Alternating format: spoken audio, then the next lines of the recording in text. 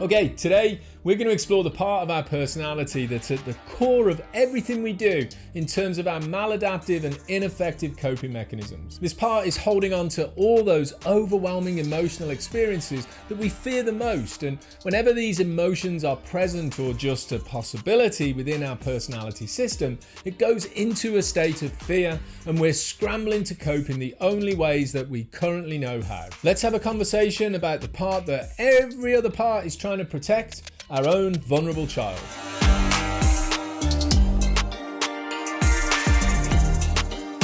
At the core of your personality is a vulnerable child. This is not just the case for you alone. In my opinion, and from the perspective of a schema therapy approach, there's a vulnerable child at the core of every single one of us. All of the 8 billion people wandering around on this third rock from the sun that we call Earth have a history to our lives. We have stories about what happened to us, and we carry around a vault that's filled with incidents and encounters that we generally refer to as our past. Out of all these experiences, the things that we're exposed to when we are children are probably the most impactful. It's at this impressionable time of our lives that the vulnerable child is created. The more shameful, sad, guilty or lonely we felt in those formative years, the more vulnerable the child is at the core of our personality system. Whether these emotionally impactful experiences were true in actuality or just a perception that we created due to our limited understanding at that time is completely irrelevant. All of these experiences are valid because they come together in the creation of our emotional vulnerabilities. And so,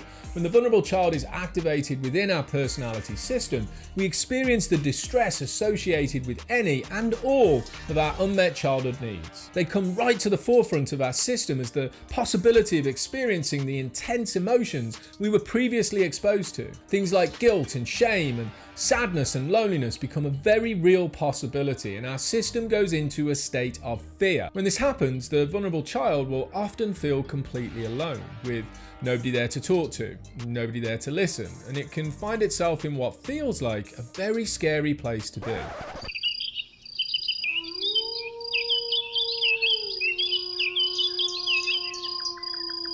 As a result, we're often left with feelings of worthlessness, a sense that we're unlovable, and a general feeling of pessimism and fragility. When in this mode, we feel the helplessness of the young child, and we may often look to others for help and protection from the overwhelming emotional experience that we're currently having. As I previously said, our system goes into a high alert, seeking the support or the behavioural response that it desperately wants to meet the unmet childhood need and keep the vulnerable child safe from the experience of its perceived fragility.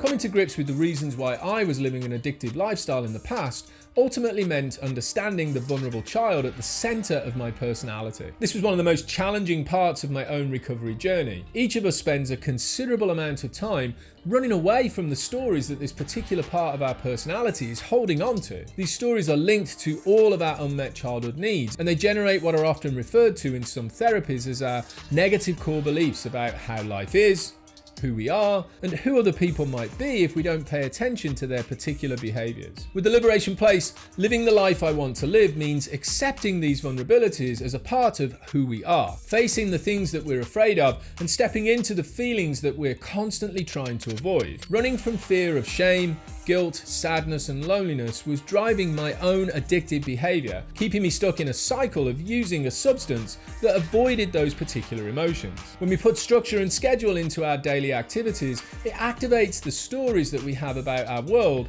and creates the opportunity for growth through behavioural change. Our personality system is basically set up to protect our vulnerable child. It's driven to keep it safe from the emotional impact of the stories we've created over time. One of the best ways that I've learned to picture this in my own internal world, which helps me to understand what's happening within my personality system and actually build some self-compassion for why I created the different modes that I did, is that there are parts of me that are basically like the older siblings of my vulnerable child. They stand in front of him, keeping him safe, hiding him from danger, and helping him to avoid what they think are emotional experiences that he either doesn't have the skills to deal with or doesn't want to face up to. Now, unfortunately for me, these parts have basically learned to carry out this protection in what we see as maladaptive and ineffective ways to live the life I want to live and be the person that I want to be. And they're usually reacting this way because of the stories connected to my unmet childhood needs and the schemas that my system has created as a result of these experiences. These stories do have some basis in reality as they exist because of our own unique experiences. It's often the case though that the stories have no foundation in the actuality of our current circumstances, as sometimes we're only reacting to our tales from the past and not dealing with the situation that we're currently in. In essence, this means that we're constantly living into our past and never really having a new experience of the present moment. Understanding the vulnerable child is probably the most important part of our recovery journey. It's the key to changing our addictive, compulsive and obsessive behaviours. Whether this child is sitting in guilt, shame, sadness or loneliness will generally surface as we start to go through the work, and doing the work, in my opinion, is the only way that we create change. Now, in the PDF at the bottom of the website page that's connected to this video, you're going to find a worksheet that's designed to help us figure out what the vulnerable child might look like when it's activated within your own personality system. Take some time to download it, print it out, and work through the questions and exercises contained within it slowly. If you can,